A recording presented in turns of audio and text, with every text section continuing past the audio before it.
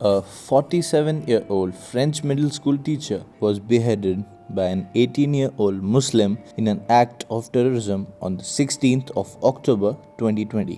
क्या है ये मामला? क्यों एक फ्रेंच टीचर को स्कूल के बाहर मार दिया गया? क्या किया फ्रेंच प्रेसिडेंट इमैनुअल मैक्रोन ने?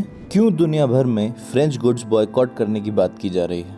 For all these questions in your mind, we bring to you this video. Here we will discuss everything from the scratch and try our best to give you some clarity. शुरुआत से शुरू करते हैं। 2015 में terror attack हुआ था in Charlie Hebdo's headquarters, जहां two Muslim boys forced their way into the offices of the French satirical weekly newspaper Charlie Hebdo in Paris. Armed with rifles and other weapons, they killed 12 people and injured 11 others. इस attack का कारण newspaper में published एक caricature था which depicted prophet Mohammad in a negative sense. तो अब सवाल ये उठता है कि इसका क्या कनेक्शन है फ्रेंच टीचर की डेथ से। सैमुअल पैटी, जो एक मिडिल स्कूल टीचर था, उन्होंने अपनी क्लास में जब वो फ्रीडम ऑफ एक्सप्रेशन के बारे में डिस्कस कर रहे थे, took this caricature as an example to explain his point. This incident touched a different tangent. उस कैरिकेचर की वजह से इस्लामिक सेंटिमेंट्स हर्ट हुए एंड एज अ रेपरकशन एक 18 साल के मुस्लिम लड़के ने सैमुअल का गला काटकर उसी स्कूल के बाहर उनकी हत्या कर दी। On this, the French President Emmanuel Macron gave a lot of statements which acted like a fuel in the Islamic community, not only in France, but other majority Muslim countries as well. He made statements like Islam is in crisis all over the world. He also announced to separate religion from education and public sector. He mentioned that the problem is in the ideology. मतलब France के president का ये कहना है कि इस्लाम अपने ideology को France as a nation की आइडियोलॉजी से बड़ा मानता है। मुद्दा यहाँ खत्म नहीं हुआ। प्रेसिडेंट इमैनुअल मैक्रोन ने सैमुअल पैटी की डेथ के बाद जब अपना सपोर्ट और कंडोलेंस जताया, तब उन्होंने कहा कि सैमुअल जैसे हीरो जब तक हमारे देश में हैं, तब तक इस्लामिक लोग फ्रेंच लोगों का फ्यूचर नहीं ले सकते। उन्होंने ये तक कह दिया, we will not give up our cartoons. This isn't the first incident wherein Macron made such heinous statement. जब बात चार्ली हेब्डो के कैरिकेचर की आई, तब उन्होंने उसे डिफेंड करते हुए कहा, right to freedom of speech should also include right to blasphemy. वो ये कहना चाह रहे थे कि when you have the freedom to share and talk about positives of religion, you should also have the freedom to talk about the negatives of religion. Moreover, he also pledged to fight against Islamic separation.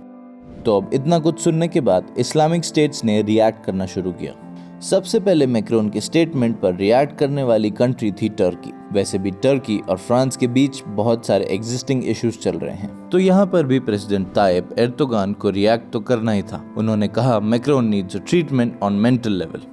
इस बात पर France ने अपने ambassador को वापस बुला लिया from एनकारा और कहा कि टर्की को ऐसे स्टेटमेंट्स नहीं देने चाहिए। इस एक्शन रिएक्शन की चेन में टर्की ने बॉयकॉट फ्रेंच गुड्स के स्लोगन निकाल दिए, which apparently other Muslim majority countries followed. In Kuwait, some of supermarkets took down the French products from their shelves. UAE and Saudi Arabia में भी a chain of grocery stores को boycott करने की बात चली थी। इन सब में पाकिस्तान और जॉर्डन का भी रिएक्शन आया।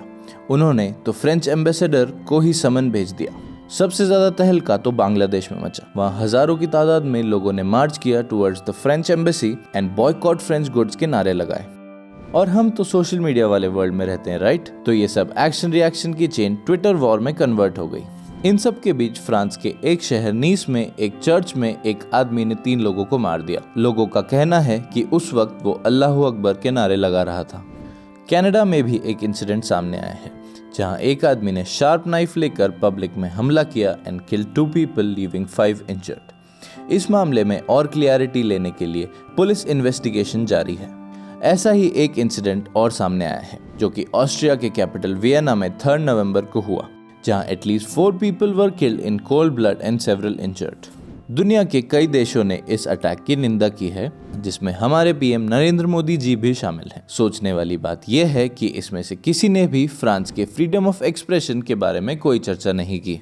दुनिया में एक स्पेसिफिक रिलीजन के प्रति इस टाइप के कमेंट्स एंड एक्शंस आजकल ज्यादा देखने को मिलते हैं, जहां on every comment there is a reaction and it gets converted into a long chain.